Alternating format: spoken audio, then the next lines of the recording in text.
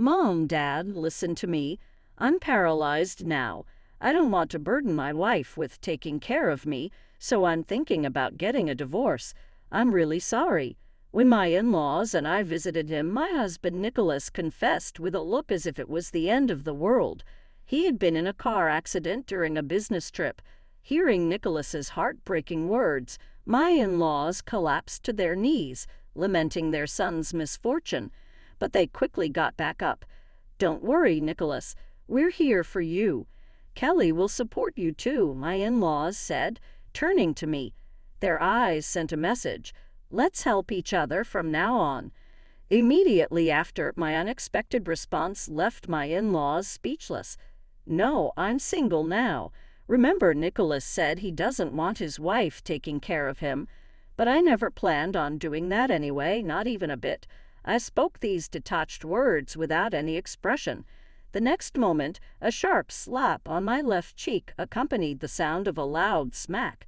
"Don't joke at a time like this, Kelly. Your husband will never walk again, and you can say such a cold thing without batting an eye." "Calm down, Mom. Violence is not the answer. Even in a private room, the next room can hear us. But I feel the same as you. Kelly, you sound like this isn't your problem. In times like this, families should support each other, right? Support each other as a family? How wonderful that would have been if possible. My husband and in-laws knew nothing. On the other hand, I knew everything. Though my face remained expressionless, my heart was filled with anger. My in-laws were waiting for my next words, glaring at me. I didn't expect to be slapped by my mother-in-law, but given that they knew nothing about our situation, their reaction was understandable. However, my decision to reveal the truth was firm. I took a deep breath and began to explain what had happened. "Well, let me explain in order. Could you look at this first?" I took out a prepared piece of paper and showed it to my in-laws. My mother-in-law took the paper, a puzzled expression on her face. "This is a medical report." As she said, it was a medical report from when I had visited the hospital earlier. When my in-laws read its contents, they looked shocked. "You injured your head? How did that happen? What on earth happened? And it's recent, too." "This is from when Nicholas hit me, causing my head to strike a desk, and I needed surgery." The moment I said that, both my in-laws widened their eyes in astonishment. "What? He hit you? What could have happened for Nicholas to raise a hand against you?" Meanwhile, my husband was visibly unsettled by my sudden revelation, his eyes darting nervously. "Wait, Kelly, what are you talking about?" My husband spoke to me with a flustered expression, acting as if he knew nothing, but I ignored him and started telling my in-laws about the mistreatment I had endured from him. "What I'm about to tell you might be hard to believe, Dad, Mom, because Nicholas has always pretended to be a good husband in front of you." "I'm not pretending. Why are you saying such things, Kelly?" "Nicholas always seemed like a good husband, but he was different with you, Kelly." "That's right. When we first got married, he helped with the housework and was very kind. But about a year after we got married, he started ignoring me and yelling at me. This mistreatment has been going on ever since." I explained calmly without changing my expression, but my husband denied the mistreatment, feigning ignorance. "What are you talking about? When have I ever mistreated you?" "I can't believe Nicholas would mistreat you." "Surely not Nicholas." My in-laws were confused and couldn't believe what I was saying. It was understandable considering how perfect my husband's act as a good husband was. Moreover, I had heard that he was always honest and kind, even as a child, without a rebellious phase. I didn't expect my in-laws to believe me just based on my words, so I made my next move. Taking a small device from my bag, I asked my in-laws a question. "Dad, Mom, do you know what this is? Is it some kind of small device? I've never seen it before. What is it?"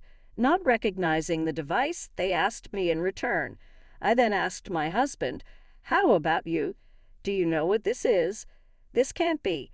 My husband seemed to realize what it was, so I revealed the device's identity. As Nicholas might have guessed, this is a surveillance camera. Amazing, right? Nowadays, even amateurs can easily get these small, high-quality cameras. The moment I revealed that it was a surveillance camera, my husband's face turned pale with anxiety. I didn't miss that. He must have thought I was a helpless woman who couldn't do anything, but I had anticipated this reaction. I stared at my husband, and he looked back at me. His eyes, which once looked down on me, now showed fear. Ignoring my husband, I took out a tablet and played a video. "Well, let's take a look, shall we?" "Wait, what are you doing?" My husband's face turned visibly pale. He must have realized what I had recorded. Yes, the footage showed all the mistreatment my husband had inflicted on me. The part I just played showed the decisive moment when he hit me. "Don't you dare laugh without my permission. If you laugh in front of me again, it won't end like this," my husband's angry voice echoed in the video. I collapsed from the pain and fear of being slapped. As I fell, my head hit the corner of the desk, and blood started coming from my head. But my husband didn't care at all, and slammed the door loudly as he left the room. My in-laws' faces turned pale as they watched the shocking video. It was no wonder they believed their son was a good husband, yet the scene before them was beyond belief. The sheer horror of it must have deeply impacted their hearts. "This can't be true. Nicholas, what have you done?" Nicholas didn't help me even when I was injured, so I gave myself first aid and went alone to an emergency hospital. My in-laws looked at my husband in disbelief. He avoided their gaze, looking awkward and silent. Since the mistreatment began, Nicholas had gotten angry whenever I showed any emotion, whether I laughed or cried. On this particular day, he saw me laughing at a friend's message and raised his hand against me. I had lost count of how many times he had said, "Don't laugh without my permission." Nicholas gets upset and hits me or throws things if I laugh even a little. I have more recordings of his mistreatment. If you can't believe just this one, I can show you more. No, I believe you. This is clearly Nicholas. They found it hard to believe that their proud son had been doing such vile things to his wife.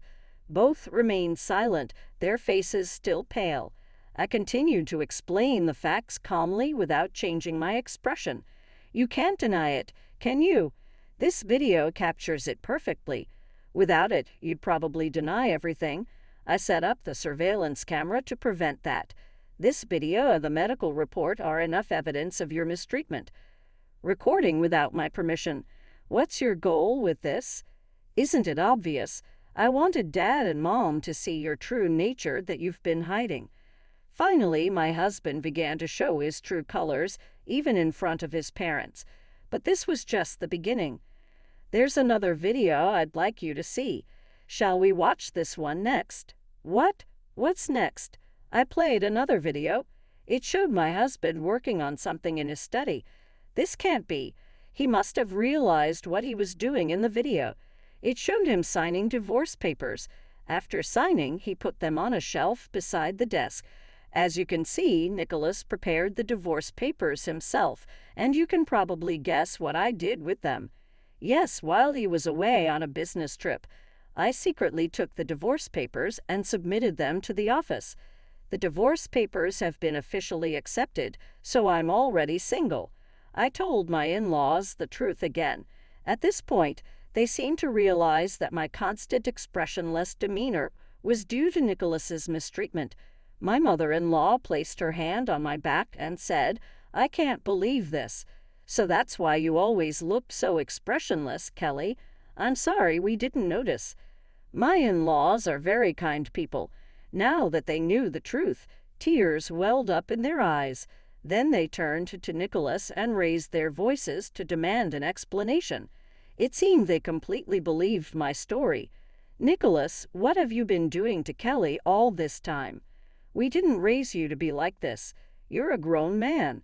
Explain yourself." Realizing he couldn't deny it any longer, Nicholas began to speak in a low voice about what had been happening at his company. "The truth is I've been harassed by my boss and colleagues at work.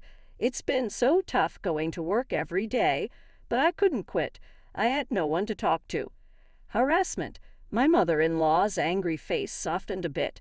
As a mother, she must be worried about her son. Nicholas continued to speak. This business trip was supposed to be done by a colleague, but it was pushed onto me. They blame me for mistakes I didn't make and take credit for my successes. They all laugh at me, and I can't get their laughter out of my head. So that's why you told Kelly not to laugh. My mother-in-law looked pained as she listened to Nicholas. Her face, which had been filled with anger earlier, now showed concern. Tears streamed down Nicholas's face as he continued. I had no escape, so I took out my frustration on Kelly when I got home. I've been terrible to her. I'm really sorry. I wasn't myself. I'm so sorry. Nicholas lowered his head deeply on the bed, showing his regret. For a moment, I worried that my in-laws might be swayed by sympathy for him, but my worry was unnecessary. I understand what you're saying, but the fact remains you mistreated Kelly, right? How pathetic. A grown man taking out his stress on his wife apologized to Kelly sincerely. Now that they had heard from Nicholas himself, my in-laws' anger only grew. Nicholas probably tried to shift the blame to gain their sympathy, but he hadn't expected it to backfire. No matter the reason, mistreating his wife was unacceptable. Though they didn't say it, I knew my in-laws felt that way too. Nicholas, who hadn't expected to be scolded so harshly, hurriedly apologized to them. Dad, Mom, I'm sorry for disappointing you. Kelly, I'm really sorry. I'll pay the alimony, I promise. Of course, you'll pay alimony. Kelly, I'm so sorry our fool of a son did this to you. I'm really sorry. We'll make sure he takes responsibility. My in-laws began to apologize with him. I was relieved that my in-laws were reasonable people. It would have been unbearable if they had sided with Nicholas in this situation. But Nicholas's apology was nowhere near enough. I informed my in-laws about the next step in my revenge. Please raise your heads. You don't need to apologize, but don't be fooled. This isn't all that Nicholas has done. Not all. What else could he have done? My in-laws just showed confused expressions again. My mother-in-law seemed both angry and exasperated with her son. With the tense atmosphere surrounding us, I abruptly left the hospital room. Now the real show begins. 5 minutes later, Nicholas was shocked when I returned to the room with another woman he could never have imagined I would bring. Let me introduce you. This is Nicholas's mistress, Rachel. What? Not only did he mistreat you, but he was also cheating. Nicholas, what is this about? You're unbelievable. How much more are you going to disappoint us? My in-laws couldn't hide their shock and started questioning Nicholas. He panicked and denied the affair. What are you talking about? I don't know this woman. Kelly, you must be mistaken. Did you really think I didn't know anything? You're so naive, I asked coldly with a harsh gaze. He trembled, looking down. Expecting him to deny the affair immediately, I played another video on my tablet. No, don't do it. The video showed Nicholas and Rachel in his car having an affair. The camera in his car had recorded it. Faced with such decisive evidence, Nicholas tried to stop the video, but I wasn't foolish enough to let a man who couldn't move his lower body take the tablet from me. I set up cameras not just in the house, but also in your car. You've gone too far. Well, you wouldn't stop unless I did this much, right? And this isn't the only video. You've used the car many times, haven't you? Thanks for providing me with so much solid evidence.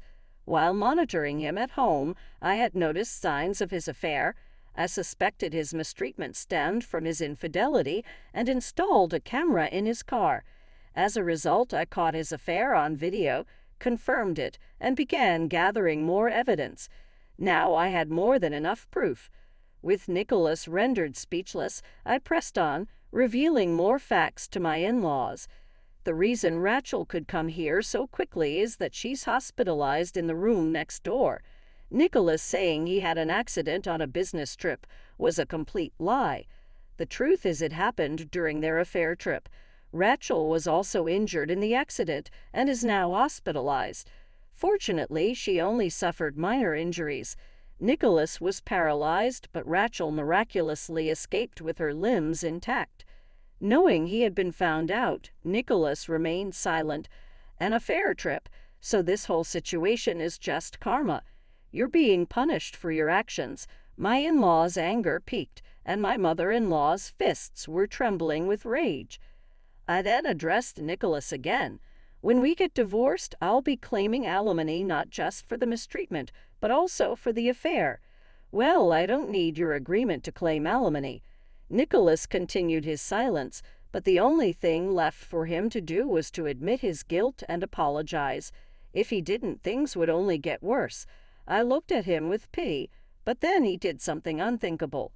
He broke his silence and began to insult me. "Fine, if you want a divorce that badly, I'll give it to you. I only married you to have a housekeeper anyway. Hearing that now doesn't affect me at all.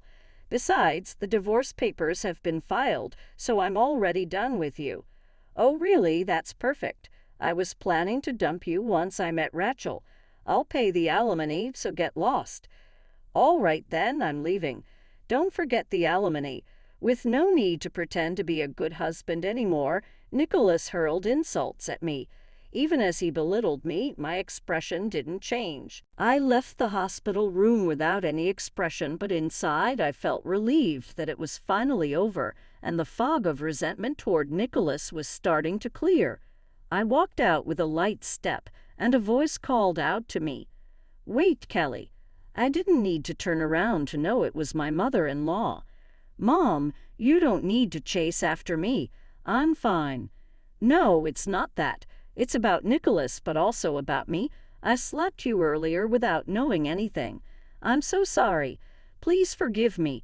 She knelt and apologized. "Mom, please stand up. There are other people around. You don't need to do that. But I'm truly grateful that you and Dad took my side against Nicholas." "Thank you." "Of course. It's shameful that he turned out to be such a horrible person. I'm so sorry, Kelly." She cried as she hugged me. "I don't know where we went wrong raising him, but we'll make sure he pays the alimony and apologizes properly. I promise I'll go back and give him a few slaps myself." Her anger hadn't subsided. My in-laws promised to make sure Nicholas apologized, but I reassured them, "Thank you, but don't worry. You don't need to take any action." "What do you mean? Do you have a plan to punish Nicholas?" "Yes, please look forward to it.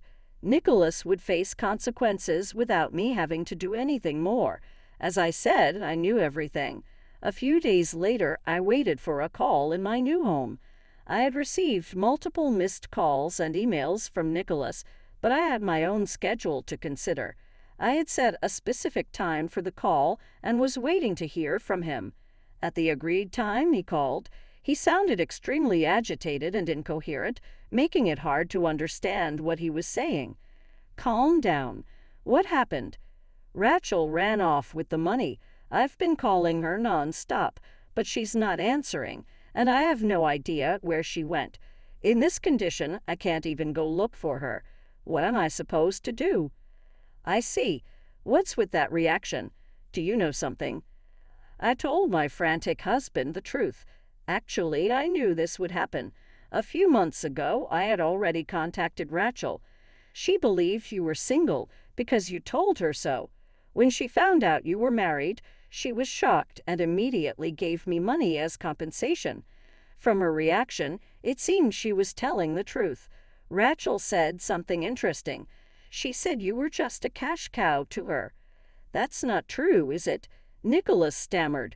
"Rachel had planned to use you and then discard you, just as you had planned to do with me."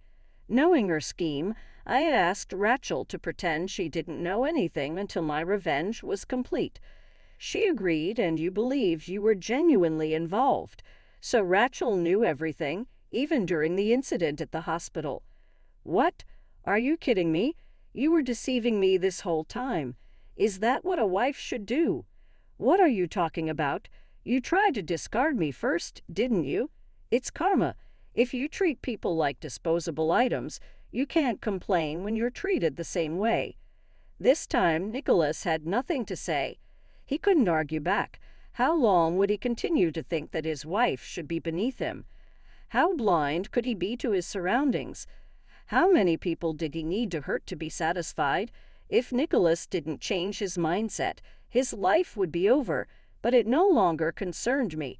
I only wanted him to fall into misery. That's enough, right? I'm hanging up now. As I moved the phone away from my ear, I heard Nicholas's desperate voice.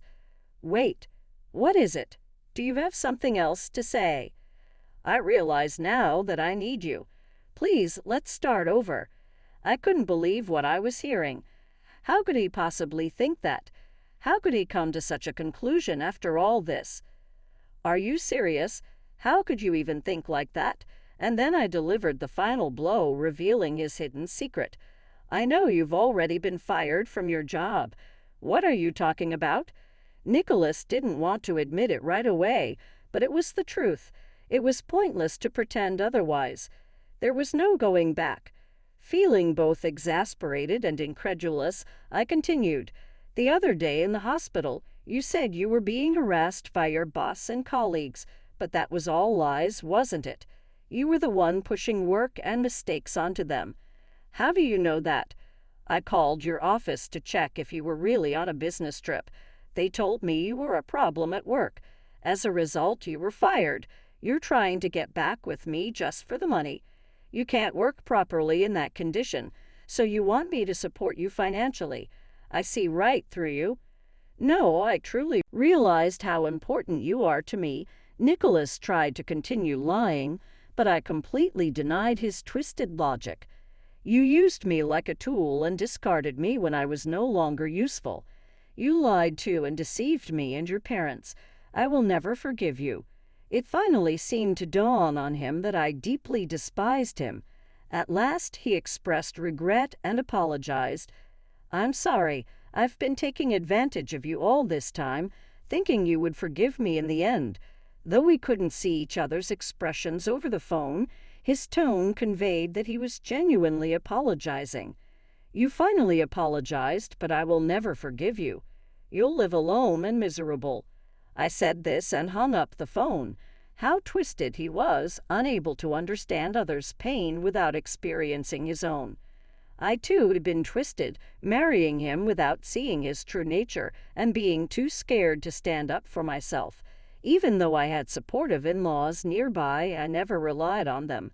I had my regrets and reflections, but now it was all over.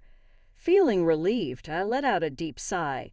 Later, I heard that Nicholas had turned to his parents for help. However, knowing the full story, they were even more furious with him than before. His parents abandoned him, leaving him utterly alone. Meanwhile, Rachel found another cash cow and continued her deceit. People don't change easily, it seems. However, her choice of target backfired, and she ended up cornered herself.